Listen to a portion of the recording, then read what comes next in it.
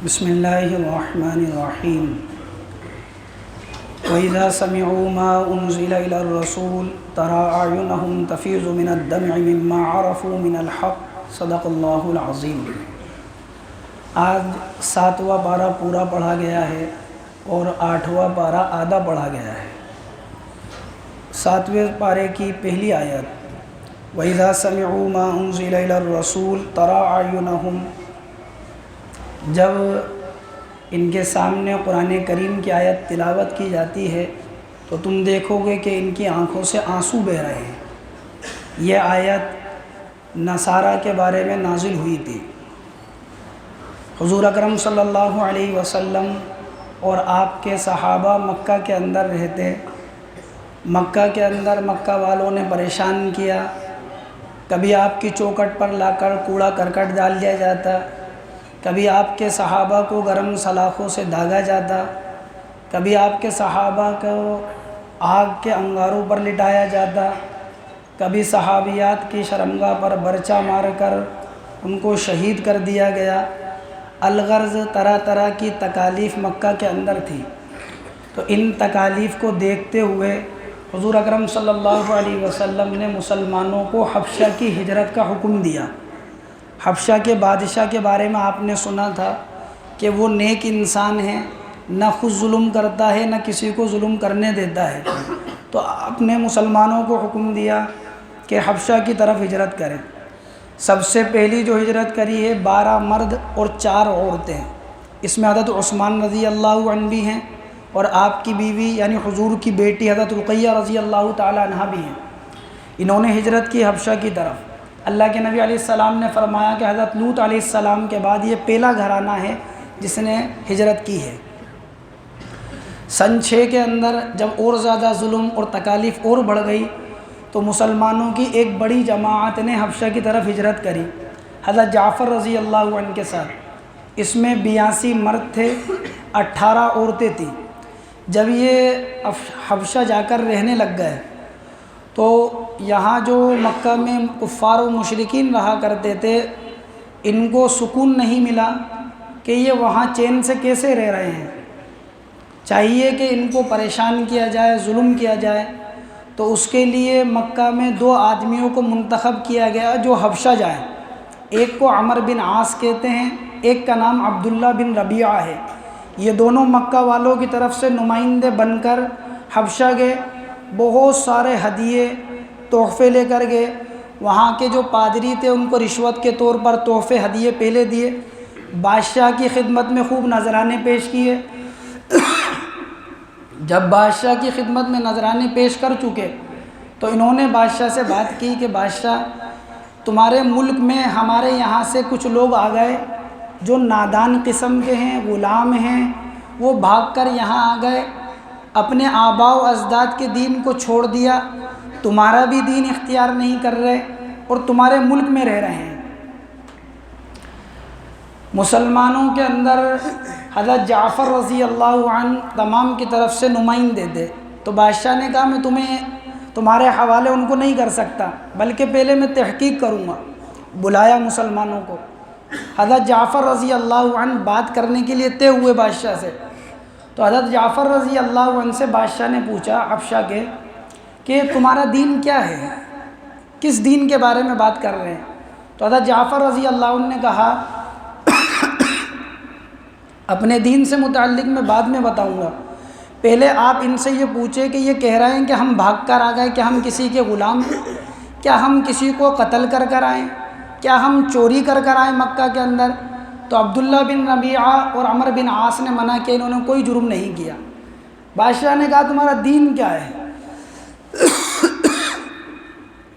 حضرت جعفر رضی اللہ عنہ نے کہا کہ بادشاہ کننا قوما اہل الجاہلیہ، بادشاہ ہم جہالت کی زندگی گزارا کرتے تھے، نعبد الاصنام، بتوں کو پوجا کرتے تھے، ونأکل المیتہ، مردار کو کھا جایا کرتے تھے، ونأتی الفواحش، بدکاریاں برائیاں ہم میں عام تھی، ونقطع الارحام، رشتہ داروں کو ہم توڑا کرتے تھے، رشتہ داریوں کو توڑا کرتے تھے، پڑوسیوں کو پریشان کیا کرتے تھے، یأکل القوی منا الضعیف، ہم میں طاقتور انسان کمزور کو کھا جایا کرتا تھا۔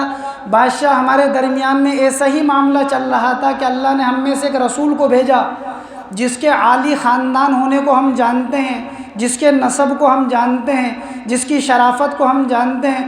اس نے ہمیں صلہ رحمی کا حکم دیا، اس نے ہمیں اچھائی کا حکم دیا، جس نے ہمیں سچائی کا حکم دیا، جس نے ہمیں اس بات کا حکم دیا ہم یتیم کا مال نہیں کھائیں، جس نے ہمیں اس بات کا حکم دیا کہ ہم بدکاری اور زناکاری سے توبہ کریں، اور جس نے فواحش سے ہمیں بچنے کے لیے کہا، بتوں کی عبادت سے بچنے کے لیے کہا۔ بادشاہ ہم نے اس کی بات کو مان لیا۔ پھر کیا تھا کہ ہماری قوم کے لوگ ہم پر ٹوٹ پڑے، یا ہماری جان کے دشمن بن گئے، ہمارے جان کے ہمارے مال کے دشمن بن گئے، ہمیں ستانے پہ آ گئے۔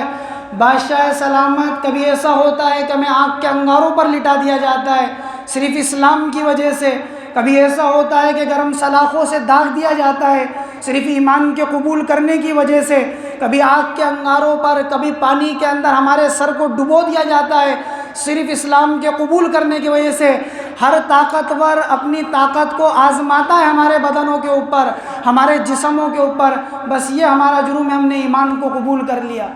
بادشاہ نے کہا کہ جو قرآن تمہارے نبی پر نازل ہوا ہے وہ قرآن کیا تمہارے پاس ہے، تم سنا سکتے ہو؟ حضرت جعفر رضی اللہ عنہ نے کہا کہ ہاں۔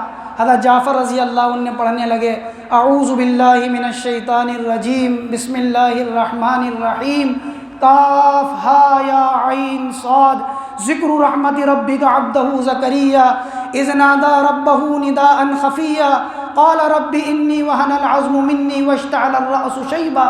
سورہ مریم پڑھی جس میں حضرت عیسیٰ علیہ السلام کا ذکر تھا۔ یہ نصرانی بادشاہ تھا، روایتوں میں آتا ہے فبکا، بادشاہ رونے لگا، بادشاہ کے پادری رونے لگے، حتیٰ اتنا روئے کہ ان کی داڑھی تر ہو گئی۔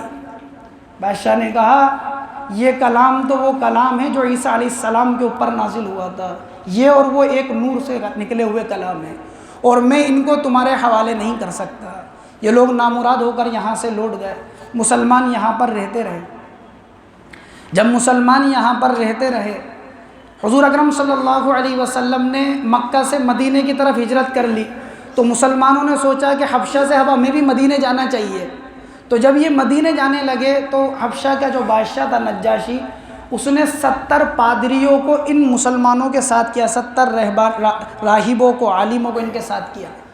وہ 70 یا 80 ایک روایت میں وہ حضور اکرم صلی اللہ علیہ وسلم کی خدمت میں مدینے آئے، آپ علیہ السلام کے پاس بیٹھے، آپ علیہ السلام سے قرآن سننے کے لیے کہا۔ اللہ کے نبی پڑھنے لگے، یاسین والقرآن الحکیم انک لمن المرسلین علی صراط مستقیم۔ آپ نے یاسین پڑھی، وہ رونے لگے زار و قطار، اور 70 کے 70 اسی مجلس میں مسلمان ہو گئے، 70 کے 70۔ انہوں نے بادشاہ کو جا کر بتایا، بادشاہ بھی مسلمان ہو گیا۔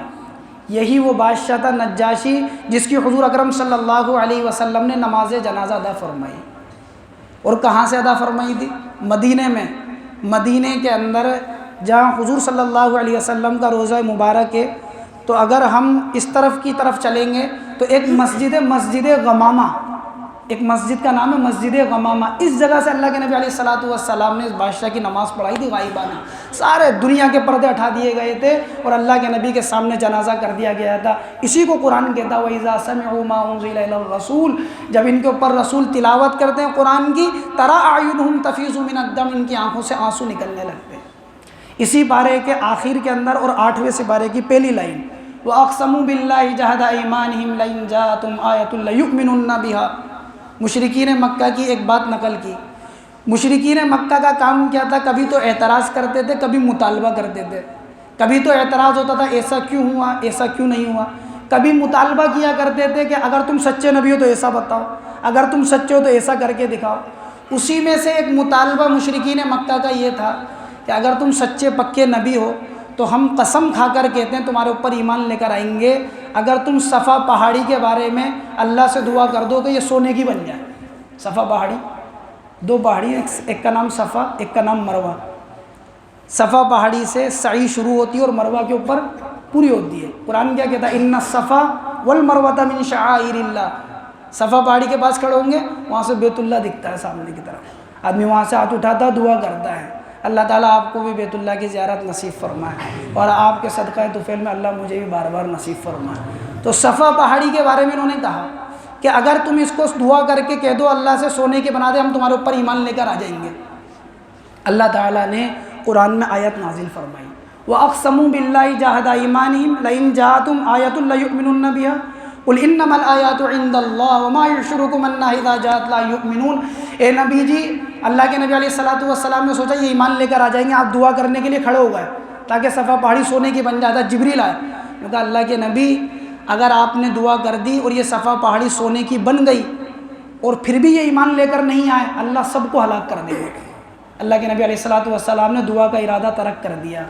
اللہ نے قرآن میں آیت نازل فرمائی، اے نبی جی اگر آپ آپ ان کے لیے دعا کر دیں سونے کی بنا دیں ہم صفا پہاڑی کو، پھر بھی یہ ایمان لے کر نہیں آئیں گے، کیونکہ حضور آزما چکے تھے ان کو، بار بار میں مطالبہ کرتے تھے کبھی کیا کبھی کیا۔ اسی کو شروع کی آیتوں میں بھی فرمایا وَلَوْ أَنَّنَا نَزَّلْنَا إِلَيْهِمُ الْمَلَائِكَةَ۔ مکہ کے کچھ لوگ آئے اللہ کے نبی علیہ السلام کے پاس، کہنے لگے ہم آپ کو نبی مان لیں گے لیکن ہماری ایک شرط ہے۔ حضور نے فرمایا کہ کیا شرط ہے؟ یوں کہا کہ ہماری شرط یہ ہے کہ جو ہمارے باپ دادا مر گئے نا وہ قبر سے اٹھ جائیں اور قبر سے اٹھنے کے بعد ہمیں بتائیں کہ تم سچے نبی ہو۔ یہ اتنی ہٹ درمی تھی مکہ کے مشرکین کے اندر۔ آپ اس زمانے کے مشرکین کو دیکھیں، اس زمانے کے دیکھیں کہ بالکل سیم حالات ہیں کہ سارے حالات سامنے ہوں گے، وحدانیت، توحید، رسالت، اللہ کی ربوبیت سب کچھ سامنے ہے، لیکن وہ اللہ کی بات کو نہیں مانیں گے، اللہ کا اقرار نہیں کریں گے تو نہیں کریں گے، دل پر مہر لگ چکی ہے۔ ہمیں ان سے متاثر نہیں ہونا ہے کسی سے بھی۔ اللہ قرآن میں کہتے ہیں وَلَوْ أَنَّنَا نَزَّلْنَا إِلَيْهِمُ الْمَلَائِكَةَ، نبی جی اگر فرشتے ان کے لیے نازل کر دیے جائے، وَكَلَّمَهُمُ الْمَوْتَى، زمین سے مردے زندہ ہو کر ان سے بات کرنے لگ جائے، وَحَشَرْنَا عَلَيْهِمْ كُلَّ شَيْءٍ، ساری چیزوں کو زندہ کر دیا جائے، پھر بھی ایمان لے کر نہیں آئیں گے۔ اللہ تعالیٰ نے اس چیز کا ذکر کیا۔ ہمیں اس سے یہ بات معلوم ہوئی کہ جب آدمی کو کوئی حق بات پتہ لگے تو اس کو قبول کرنا چاہیے، انکار نہیں کرنا چاہیے۔ حق کو جاننے کے باوجود انکار کرنا یہ مشرکین کا کام تھا۔ اللہ تعالیٰ مجھے آپ کو عمل کی توفیق۔ سبحان اللہ۔